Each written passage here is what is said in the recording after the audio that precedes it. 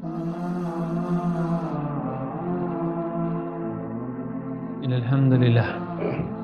الحمد لله نحمده ونستعينه ونستغفره ونعوذ بالله من شرور أنفسنا وسيئات أعمالنا من يهده الله فلا مضل له ومن يضلل فلا هادي له وأشهد أن لا إله إلا الله وحده لا شريك له وأشهد أن نبينا محمد عبده ورسوله أدل معنا ونصح الأمة وجاهد في الله حق جهاده عليه الصلاة والسلام.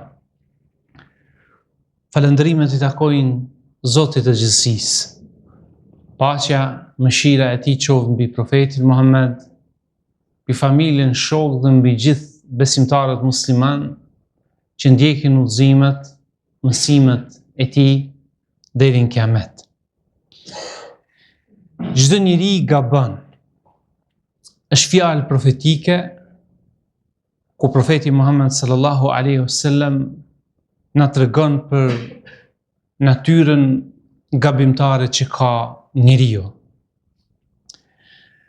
Gabimi është I lidhur me natyrën e njeriut pa dallim mes besimtarit e të qenurit besimtar apo jo.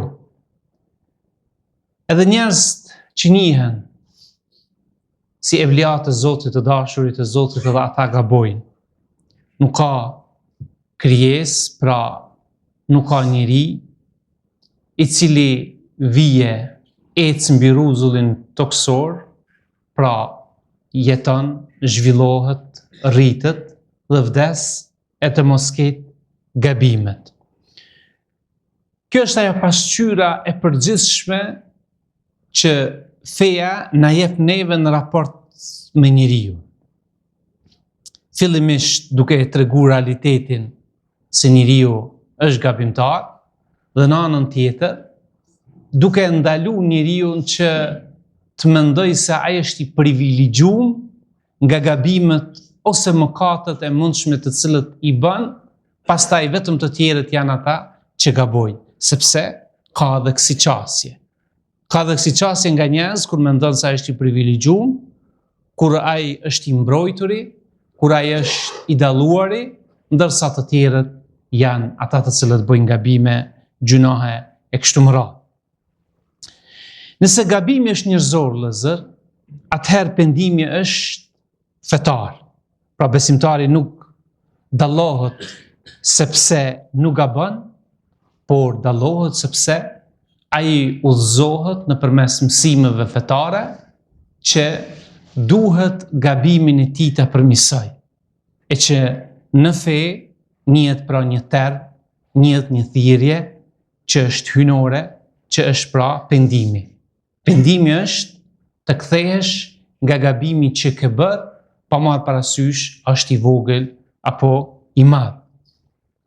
Pejgamberi sallallahu alaihi wasallam në hadithin e tij, në një ndër hadithet e tij thot, çdo njeri gabon, e më I miri prej gabimtarëve janë ata të cilët pendohen, pra ata të cilët I përmirësojnë gabimet, gjunahet, mëkatet e tyre.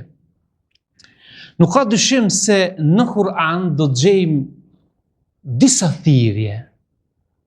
Është thënë se ka mbi 80 thirrje në Kur'an në mënyrë direkte dhe indirekte, që Zoti I drejtohet njeriut në përgjithësi e besimtarit në veçanti që ai duhet të pendohet, të kthehet tek Zoti I vet. Pendimi nuk është zgjedhje individuale, por është një urdhër hynor për gjithë besimtarët. O tubu ila Allahi jamian, dhe pendohuni tek Allahu të gjithë. Ai është rrugë drejt shpëtimit dhe suksesit të vërtetë, nëse njeriu e kupton drejt. Pendimi nuk është vetëm ndjenjë apo emocion, por është veprim konkret. Pra, nuk është diçka që njeriu e ndjen për momentin, ndër dijen e tij e ka, por se është pra një koncept I qartë dhe është një veprim konkret që duhet të marrë për ta përmirësuar veten e tij. Pendimi nënkupton ndrejqjen e të së kaluarës apo braktisjes së të kaluarës për një gabim eventual që ti unë dhe tjetri e kemi bë. Pranimi i pendimit lidhet drejt për drejt me përmirësimin e sjelljes që njeriu e bën në raport me Zotin xhella taala. Pra, kur njeriu vetëm se e ka pranuar gabimin që është në gabim dhe ai është gabimtarin në këtë moment, ai vetëse është duke shku drejt rrugës së pendimit, drejt asaj se Allahu xhella taala pra thot ja ayyuhalladhina amanu tubu tawbatan nasuha, o ju që keni besu, pendoni tek Zoti me një pendim të sinqert, apo ajeti kuranor ku Zoti thot utubu ila Allahi jamian ayyuhal mu'minun la'allakum tuflihun. Dhe pendohuni tek gjithë tek Allahu o ju besimtar, nëse doni me qenë prej të shpëtuarve. Pendimi edhe përmirësimi i gabimit është braktisje të keqës kur njeriu nuk mjafton pandreqen e pasojave. Pra, kur njeriu e braktis të keqen, ai vetëm se do të ikë edhe prej pasojave që i ka e keqja. Sepse duhet me ditë të gjithë vëllezër besimtar, nëse gabimet të cilët i bëmi në ditët tona të jetës son, ato kanë faturë, kanë çmim, që ne do i paguajmë ato herët apo vonë, qoftë në jetën e kësaj bote sa jemi gjallë, janë disa fatura që duhet mi shly 2 herë, duhet mi pagu 2 herë. Kosta e tyre është shumë e madhe, është një herë e paguajmë duke qenë në këtë jetë, duke pa me sytë e tonë, me faktet që Zoti na shes se kjo është si pasojë e veprimeve dhe gjunaheve tona, dhe një faturë dhe një pjesë tjetër e faturës mbetet Zoti na ruajt për botën tjetër. Aty ku është bërë keq, duhet bërë mirë. Kështu e kupton besimtari.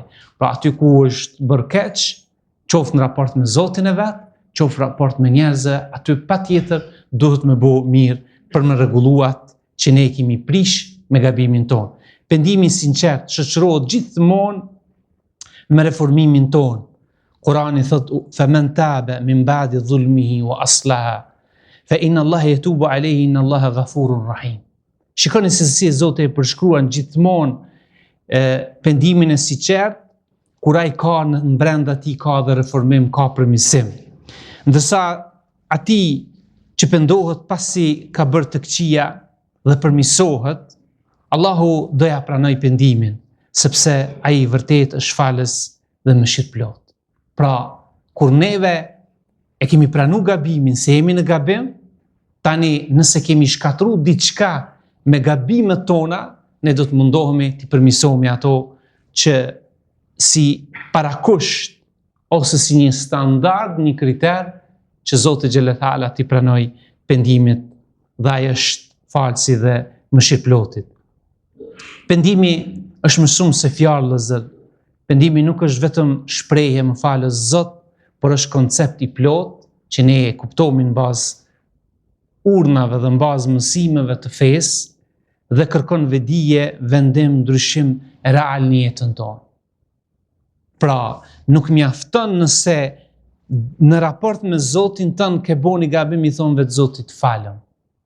Por nëse ky gabim është duke lëshu dhe thot të këqijat e ti, ka reflektime negative për ty, për familjen, atëherë nuk mjafton kjo. Mjafton atëherë kur ne e kuptohemi si një koncept më të plot, si një vedije më të lartë, si një vendim për një ndryshim real, sepse gjunahat dhe gabimet tona po sjellin pasoja të një pasnjëshme. Braktisja të keqes nuk mjafton, pastaj aty ku është bërë keq duhet bërë mirë, dhe ajo çfarë neve na vyn gjithherë ta dim se çdo herë në pendimin ton duhet shoqërohet sinqeriteti në raport me Zotin ton. Të jemi sinqert me veten, dhe të jemi sinqert me Zotin ton, dhe ke qëllimi i saj që vjen në fe është se feja vjen vetëm e vetëm për ta përmirësuar njeriu dhe për t'i mundësuar njeriu që të jetojë në këtë jetë një jetë të lumtur, të qetë dhe stabile. Andaj, nëse e përshkruemi për fund se çfarë është pendimi, do të kuptojmë se pendimi sinqerisht nuk kupton shkëputjen, shpirtërore nga mëkati. Pa kur shpirti është i lidhur me një mëkat, me një gjuna, ai duhet shkëputet një herë për gjithmonë. Shkëputja emocionale nga e kaluara, shkëputja fizike nga veprimet e ndaluara të cilët ne i bëjmë. Thot Imam Ibn Kathiri, një ndër komentatorët e Kuranit, ka theksuar se pendimi vërtet përfshin braktisjen e menjëhershme të mëkatit, keqardhjen të sinqertë për të kaluarën dhe vendim të fortë që të mos i kthehemi asaj asnjëherë. Përfund, vëllezër besimtar, pendimi nuk është për të shtyr.